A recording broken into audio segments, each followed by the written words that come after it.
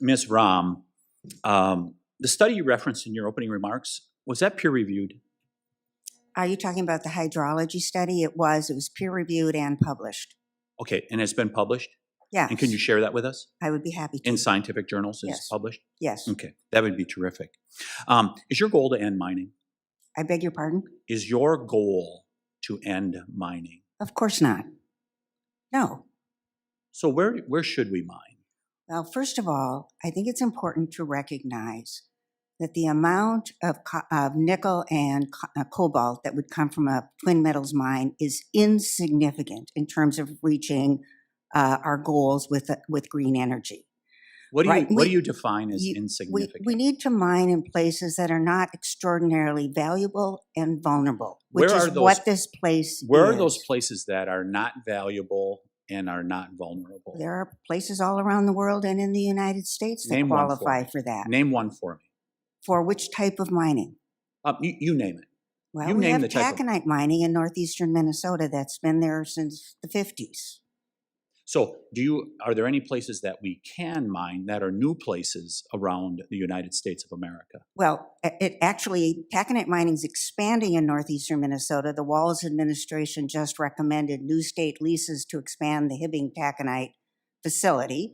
So it's expanding in northeastern Minnesota. I'm really not that familiar with mining around the rest of the country. But we have taconite in Minnesota, and it is broadly supported by the people of Minnesota. Yeah, so we can taconite mine, but not the other stuff. Well, we have no other kind of mining in Minnesota right now. Do you agree with the conversion to wind and solar for our energy sources?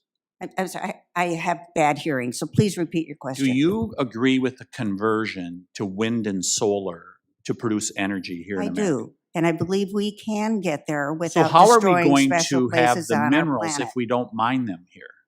We have to mine. We have to both recycle. Right now in Minnesota, we only recycle 23% of our e-waste. And we have to, in the right places, under the right conditions, mine for more metals. I agree with that. So where is the right place to get that copper, lithium, and all those? Where is the right place in America to mine those? In places that are not uniquely vulnerable, such as the headwaters of the boundary waters, where and extraordinarily valuable. Where is that place that's not as valuable? I would look for dry environments. Part of the problem of northeastern Minnesota, especially in the watershed of the boundary waters, is that it is extraordinarily wet. So Resolution Copper, as the ranking member will tell you, that mining should not go there in a dry area in Arizona. That's the question. Where are we going to do this? Are you familiar with the Eagle Mine in northern Michigan? Yes, and that mine is currently polluting, and that is not a good example of mining in the northern tier. Have you been there? No, but I've read the reports. Okay, would you like to do a tour? Would you like to do a tour of the Eagle Mine? Sure. Because I'd be happy to take you there. Did you know the Eagle Mine is built underneath a river? I know it's near the Salmon Trout River. So you're saying it's polluting. That's what the official government records demonstrate.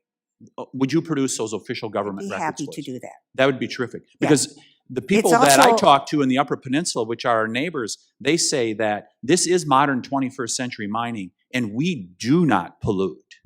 So it is a very small mine. So are they lying to us, Ms. Ram? It's a very small mine. Part of the problem we have, and which I've been trying to explain today, is that, for example, Minnesota's standards for what you can do to, say, example, water quality and discharge. I've only got 40 seconds left. I got a couple other questions. Okay. Are tourism and industry mutually exclusive? No, we have high-quality small batch manufacturing in my hometown, and we're very proud of that. So your neighbor in Ely testified last week when I was in northern Minnesota that we can do both. We can mine and, Mr. Baltich, he said, we can mine and we can have tourism. And we've been doing it for decades. Well, we have. Is he wrong? We have taconite mining. Is he wrong? Well, I don't know what he was talking about in terms of mining, but we do have taconite mining. That's a fact. And we also have a robust outdoor rec business that employs about 22,000 people, $1.5 billion in annual revenue. That's a big part of our community. Mr. Baltich says he does better with his tourism business over the decades when industry's doing well also. Is he wrong? I don't know really his business model. I really don't. We can mine everywhere except in my backyard. That is the message we get. Not in my backyard. I yield back, Mr. Chair.